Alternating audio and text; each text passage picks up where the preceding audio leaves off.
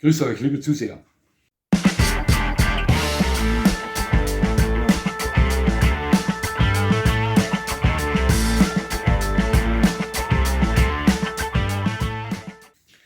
Nochmal herzlichst willkommen, liebe Zuseher, hier auf meinem Kanal. Ich freue mich sehr, dass Sie da sind. Hundetraining, Hundeerziehung, alt versus neu, früher war alles besser, früher war alles schlechter. Mit Sicherheit sind auch Sie schon mit diesen Aussagen in Kontakt gekommen. Ich werde in letzter Zeit sehr häufig von Zusehern meines Kanals diesbezüglich angeschrieben, werde gefragt, sag mal, was hältst du von dieser Trainingsmethode oder was sagst du zu dieser Erziehungsmethode und so weiter. Liebe Zuseher, es fällt mir sehr schwer, hier über E-Mail Meinungen abzugeben. Ja, ich habe mich dazu entschlossen, ja, diesbezüglich ein Video zu machen, möchte ich Ihnen hier und heute präsentieren und um mich hier vielleicht etwas anständiger, vernünftiger erklären zu können. Ich habe auch vor kurzem ein E-Mail bekommen, das mich ganz besonders gefreut hat. Da steht nichts anderes drinnen als: Hallo Ronny, ich habe zwar absolut keine Ahnung von Hunden, weiß nicht, wovon du sprichst, aber sehe mir jedes deiner Videos mit Begeisterung an. Ja, dieses E-Mail hat mich aus den Schuhen geworfen, vom Sessel runter katapultiert. Auch meine Frau fand das enorm amüsant und beide empfanden wir das aber gleichzeitig auch als unheimlich nett und lieb. Ne? Auch für solche Leute ist mein Kanal da. Sie sind herzlich eingeladen, sich weiterhin meine Videos anzusehen, auch wenn Sie absolut keine Ahnung haben, wovon ich spreche. Liebe Grüße nach Ostdeutschland. Ja. Schauen Sie, Hundeerziehung und Hundetraining bestand für mich immer aus 3 Elementen. Das war die Basis, die Elemente selbst und das Perfektionieren. Natürlich unterlief auch ich einen jahrelangen Lernprozess, der aber völlig anders aussah als derjenige, wie er heute oft aussieht. Ich kann mir vorstellen, dass Neo-Hundebesitzer, Leute, die in Zukunft vorhaben, sich ihren ersten Hund zu besorgen, oftmals mit Reizüberflutung aufgrund des unübersichtlichen Erziehungsangebotes online zu tun haben. Es gibt ja so viele verschiedene Erziehungsmethoden, Trainingsmethoden, so viele verschiedene Experten, die Ihnen unzählige Module und Seminare anbieten, wo Sie mit Diplom oder Zertifikat abschließen. Und hier als Neuhundebesitzer nicht überfordert zu sein, ja, das ist schon ziemlich schwer. Der Lernprozess zu meiner Zeit, ja, der begann in den frühen 80ern, endete nie, ja, also ich lerne bis heute. Aber ich betrat mit 11 Jahren, 81, das erste Mal einen Hundeabrichteplatz. War dem Zauber sofort verfallen. Mein Vater arbeitete damals mit unserem ersten Hund, dem Boris, dort. Ich hörte viel zu, sah intensiv zu, sprach mit den Leuten, war unheimlich interessiert. Probierte vieles dann mit unserem Boris privat aus, wollte mir Tipps von meinem Vater, von den Abrichtewerten dort und so weiter. Ja, mit 17 oder 18 Jahren leitete ich meinen ersten Anfängerkurs und begann sofort damit, meine Art des Hundetrainings umzusetzen. Wie bin ich dazu gekommen? Ich habe mir mein eigenes Bild gemacht. Viele dieser Methoden, dieser Althundesportler, mit denen war ich nicht einverstanden. Die galten für mich als überflüssig, manchmal auch als zu hart, gebe ich ehrlich zu. Und als ich begann, meinen ersten Kurs zu leiten, habe ich von ersten Tag an eben meine Art des Hundetrainings versucht, dort umzusetzen. Nicht immer zur Freude der Althundesportler, aber sehr zur Freude meiner Leute, mit denen ich trainierte. Ich entwarf auch Tabellen oftmals, ja, also Tabellen jedes einzelnen Hundeführers, der dort bei diesen Kursen mitging. Diese Tabellen befestigte ich nach Kursende immer an der Wand der Abrichterclub-Hütte. Wir hatten dort immer eine relativ große Holzhütte stehen, wo die Leute drinnen essen konnten, trinken konnten und so weiter. Also eine Clubhütte.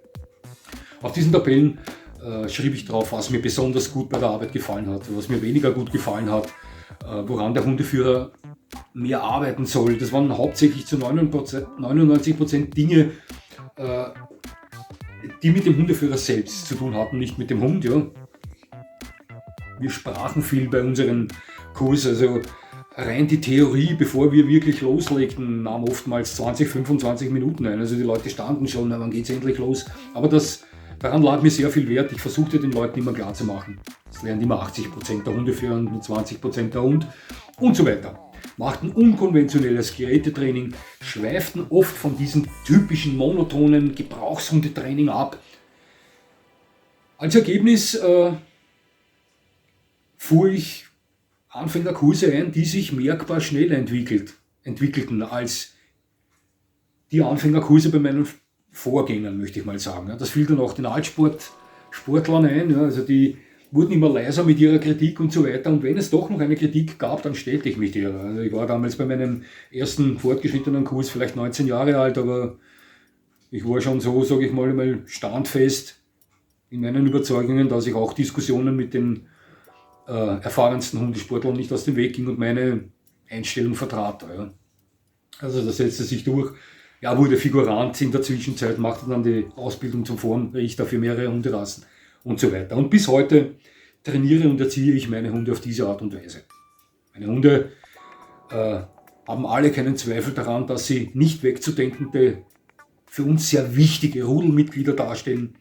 Meine Hunde sind sich alle bewusst, dass sie heiß geliebt werden in der Familie. Doch meine Hunde wissen auch alle, dass sie, was die Rangordnung betrifft, unterhalb der Menschen im Rudel angesiedelt sind. Darauf lege ich ganz besonders viel Wert. Schauen Sie, es ist heute oftmals so, dass man als Anfänger nicht weiß, ja, mit was man hier beginnen soll. Sind diese neuen Trainingsmethoden die besseren oder diese alten Trainingsmethoden die besseren? Denn oftmals streiten diese Leute untereinander. Diese Neo-Hundetrainer sagen zu den alten Hundetrainern, zu diesen alteingefahrenen Hundetrainern, das, was ihr da gemacht habt oder teilweise auch heute noch macht, schadet den Hund psychisch und physisch, während diese wiederum kontern, das, was ihr da macht, ist alles im Fantasy-Bereich zu Hause. Das ist ja keine Hundeerziehung, kein Hundetraining, also alles Schwachsinn. Ja. Finde ich schade, denn eigentlich ziehen wir alle am selben Strang. Wir lieben Hunde alle, wir wollen alle nur das Beste für unsere Hunde. Aber ja, jetzt nochmal zurück. Neo-Hundebesitzer. Mit was? Schauen Sie, es gibt ja, ich gebe Ihnen mal einige Beispiele. Es gibt ja diese Online-Seminare zu Themen wie nonverbale Hundeerziehung. Nonverbale Hundeerziehung ist nichts anderes als Hundeerziehung mit Fokus auf Körpersprache. Ja, kennen wir alle. Dann gibt es Online-Seminare zu Mind-Dog-Training. Mind-Dog Hundeerziehung ist nichts anderes als der Fokus mit dem Hund, Gerätetraining zu absolvieren, in auf besondere Konditionierung der Konzentration beim Gerätetraining, ja, also den Hund zu entschleunigen, wenn ich mal so sagen kann. Ja. Vielleicht etwas kompliziert ausgedrückt. Ja. Online-Seminare zu gewaltfreiem Hundetraining, das erweckt etwas, weiß ich nicht, Fragezeichen bei mir, denn gewaltbasiertes Hundetraining ist mir eigentlich immer schon fremd gewesen. Ich würde gewaltbasierendes Hundetraining nicht als Hundetraining ansehen, sondern eher als Tierquälerei. Aber das war nur ein Beispiel. Und für all diese Seminare gibt es verschiedenste Zusatzmodule und so weiter. Diese Seminare gehen über mehrere Wochenende, kosten von bis, also da sage ich schon 8 Wochen Seminare, 8 Wochenende Seminare, kosten Ihnen an die 4.000 Euro. Zum Schluss erhalten Sie ein Diplom oder ein Zertifikat, werden zumeist referiert von Tierpsychologen oder Tierkommunikatoren, von vielen Leuten, die einjährige oder zweijährige Ausbildungen gemacht haben an der Vetmed-Uni und eigene Konzepte entwickelt haben und so weiter und so fort. Ja. Grundsätzlich ist es bei mir so, dass ich solchen Themen gegenüber auch als alter Hundesportler völlig offen bin. Ja, absolut offen bin, denn ich bin der Meinung, dass alles, was damit zu tun hat, wenn ein Hundebesitzer mit seinem Hund interagiert, arbeitet und dabei lernt, ein besseres Gefühl für seinen Hund zu bekommen, ja, und unter dem Ergebnis etwas rauskommt, das dem Hund weder psychisch noch physisch schadet, ja, gut ist. Egal, ob das neu ist oder ob das alt ist. Wie gesagt, nochmal, solange man bei dieser Methode ein besseres Gefühl für seinen Hund bekommt, für den Umgang mit dem Hund bekommt, kann es nur positiv sein. Ob das eine neue Methode ist oder eine alte Methode, ist mir hierbei völlig egal. Ja. Also ich als Althundesportler, auch ich sage, ja, es gab früher Methoden, die würde ich nie und nimmer heute trainieren. Da gab es einige Dinge dabei, die sehr wohl dem Hund psychisch und physisch schaden hätten können. Ja, einige Hunde haben das psychisch absolut abgeschüttelt wie ein Schneeflöckchen, andere Hunde nicht. Ja. Da gebe ich diesen Leuten, die diese alten Methoden verurteilen schon recht, doch zu behaupten, dass das alles schlecht war, ja, und alles schädlich war. Also das ist meiner Meinung nach genauso ein Schwachsinn. Ja. Aber, wie gesagt, nochmal, wenn es dem Hund gut tut, wenn es dem Hundeführer gut tut, wenn es zu Harmonie führt, ja, dann ist es mir egal, welche Methode das ist, ob die alt ist oder neu ist. Ich bin da völlig offen dafür. Schauen Sie, ich gebe Ihnen ein Videobeispiel mit Big Lebowski, dem Dude. Auch ich funktioniere so wie der Dude jetzt hier gerade, wenn ich mit einer Person zusammentreffe, die mir die Zertifikate zeigt, die mir sagt, das ist diese Methode, das ist diese Methode. Ich bin da interessiert, ja. Ich schaue mir das an, nehme das zur Kenntnis, mache mir mein eigenes Bild und wenn etwas dabei ist, das mir gefällt, dann picke ich mir das heraus und verwende das selbst. Auch wenn ich davon noch nie etwas gehört hätte. Ja, Tellington Touch, was ist das? Ja, das hat irgendwas mit Streicheln zu tun. Ja. Habe mir das angesehen, ja, ist nicht uninteressant, vielleicht kann ich das mal probieren.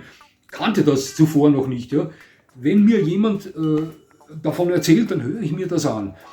Wenn ich der Meinung bin, das ist ein Blödsinn oder das ist überflüssig, dann lasse ich das weg. Wenn ich glaube, das könnte ich selbst gebrauchen, nehme ich das in mein Trainingskonzept auf. Ja. Aber ich bin nicht grundsätzlich dagegen. Das funktioniert auch ähnlich bei Leuten, die noch in diesem alten Trott drin sind. Wenn ich da auf Leute treffe, die nach wie vor der Meinung sind, Hunde gehören hart erzogen, mit Überkonsequenz erzogen und so weiter, auch das höre ich mir an. Ja. Auch da funktioniere ich dann ähnlich so wie hier. Ich höre mir das an, ich sage nicht generell, das ist ein Blödsinn, was du redest, das stimmt alles nicht, aber ich mache mir mein eigenes Bild. Wenn ich finde, das ist ein Blödsinn, ja, dann lasse ich das weg. Wenn ich der Meinung bin, das ist gar nicht mal so falsch, dann nehme ich in Erwägung, das Ganze in mein Trainingskonzept aufzunehmen. Ja. Ich bin aber auf jeden Fall der falsche Mensch für Leute, die eine Person erwarten, der generell so tickt, dass er sagt, nein, bei der Tür gehe ich zuerst raus und dann mein Hund. Also der Mensch bin ich nicht. Wenn mein Hund zuerst bei der Tür rausgehen möchte, soll er rausgehen. Das hat für mich ja, kein Gewicht in der Hundeerziehung. Es mag Situationen geben oder ein Trainingsziel geben, wo man das einbauen kann. Ja, auch hier sage ich, ja, das kann sein, dass das bei Ihnen hilfreich ist.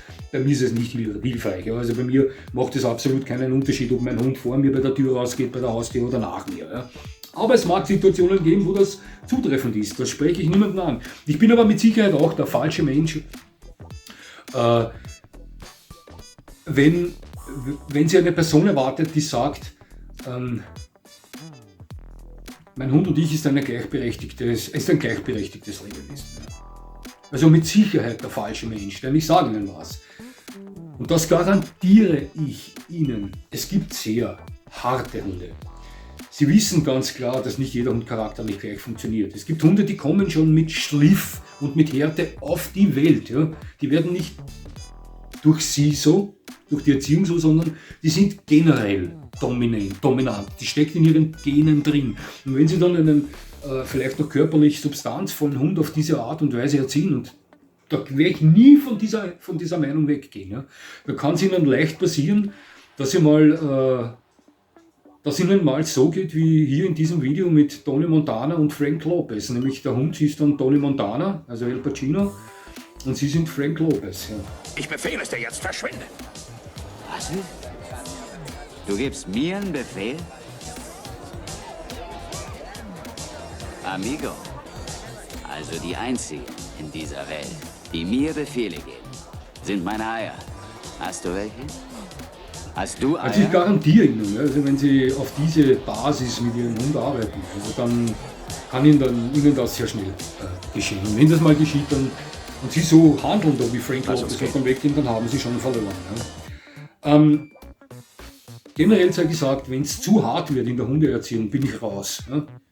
Ich bin aber auch raus, wenn es zu sehr in die Esoterik abrutscht. Auch da bin ich raus. Ja.